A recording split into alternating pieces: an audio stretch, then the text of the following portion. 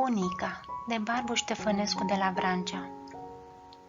O văz ca prin vis, o văz limpede așa cum era, înaltă, uscățivă, cu părul alb și creț, cu ochii căprui, cu gura strânsă și cu buza de sus crestată în dinți de pieptene de la nas în jos.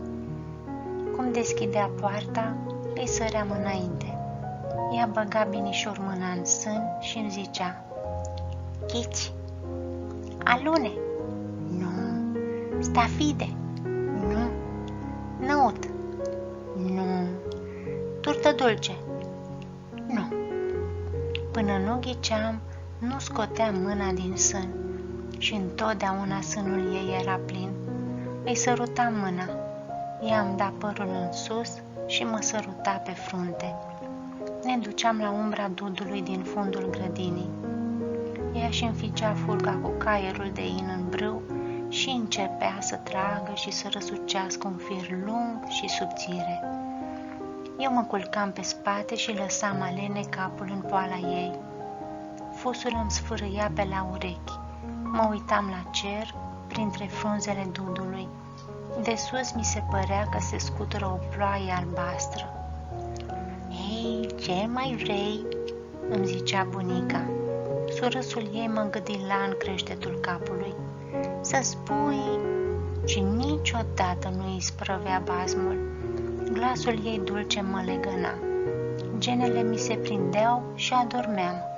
Uneori tresăream și o întrebam câte ceva. Ea începea să spuie și eu visam înainte. A fost odată un împărat mare, mare. Cât de mare? Mare de tot. Și își bea împărăteasa ca un chitin cap. Dar copii nu avea. Și părea rău, îi părea rău că nu avea copii. Bunico, e rău să n-ai copii? Firește că e rău. Casa omului fără copii e casă pustie. Bunico, dar eu n-am copii și nu-mi pare rău. Ea lăsa fusul, râdea, îmi desfăcea părul cârlionțat în două și mă săruta în creștetul capului. Câte o frunză se desprindea din ramuri și cădea legănându-se. Eu mă luam cu ochii după ea și ziceam: Spune, bunico, spune!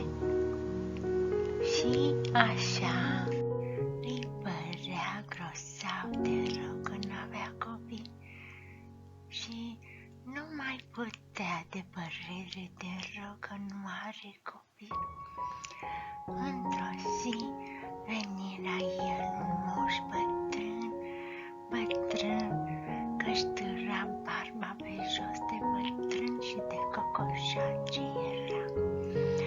Și era mic, mic de tot. Cât era de mic? Poate să-și fost așa, cam ca tine. Va să zic că nu era mic, mic de tot. Era mic, dar nu așa mic de tot. Și cum veni îi zise: Maria ta, ai doi meri în grădină, unul lângă altul, că nu știi care sunt ramurile unuia și care sunt ale altuia. Și când înfloresc, nu știi care sunt florile unuia și care sunt ale altuia. Și ăști doi meri înfrunzesc, înfloresc, se scutură și mere nu fac. Maria ta, să știi că atunci când or lega rod ăști doi meri, împărăteasa o să rămână grea și o să nască un cocon cu totul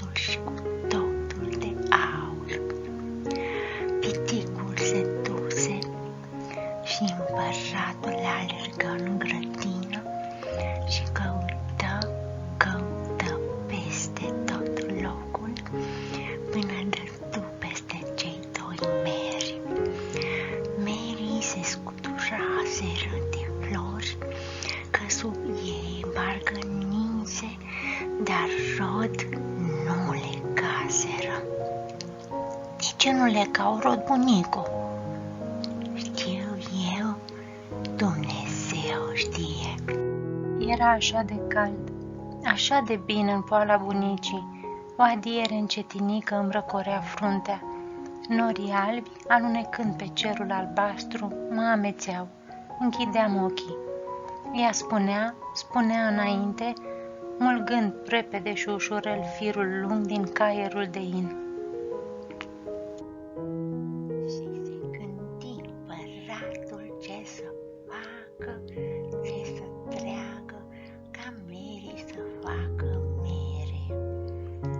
Unii îl sfătuiau ca să o iude mereu și i-au dat mereu. Alții ziceau să le dea mai mult soare. Și împăratul a tăiat toți pomii de jur împrejur. Și Mary înfloreau în fiecare săptămână și se scâturau și rod nu legau. Într-o zi veni la împărat o babă bătrână, bătrână și spărcită ca mine despărcită și mică, mică ca tine de mică. Ca moșul de mică? Da, ca moșul. Atunci nu era mică de tot. Așa mică de tot nu era.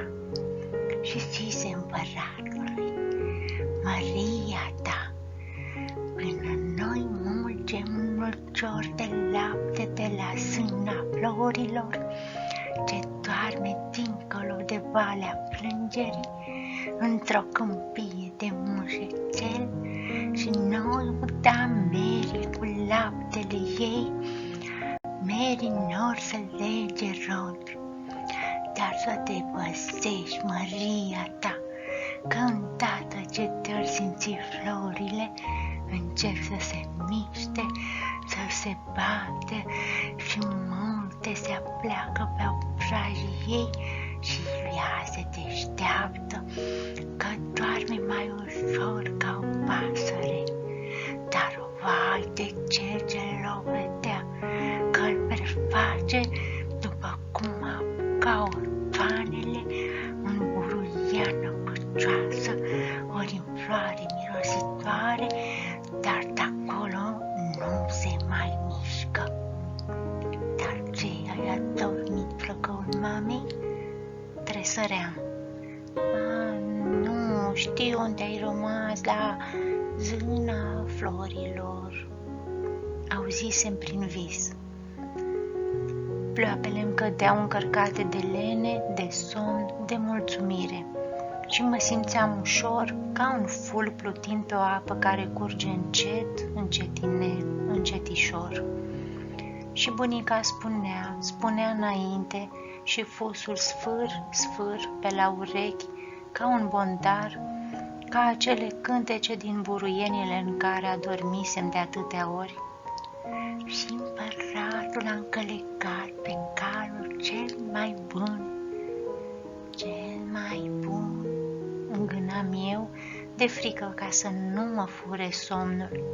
Și-a luat-o de sagă cu merinde și a plecat. Și s-a dus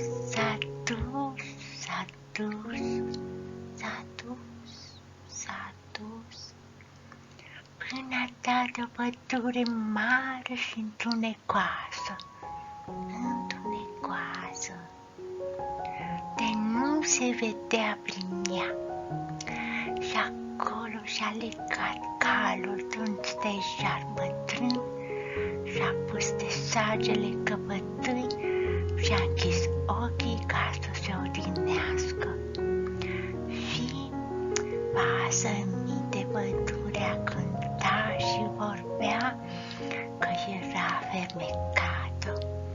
Și cum îi aducea șapte de departe, de pe unde ea era ca un fum, împăratul a dormit și dormi. Când m-am deșteptat, bunica isprăvise caierul. Dar basmul? Cu capul în pala bunicii, niciodată n-am putut asculta un basm întreg. Avea o pală fermecată și un glas și un fus care mă furau pe nesimțite și adormeam fericit sub privirile și zâmbetul ei.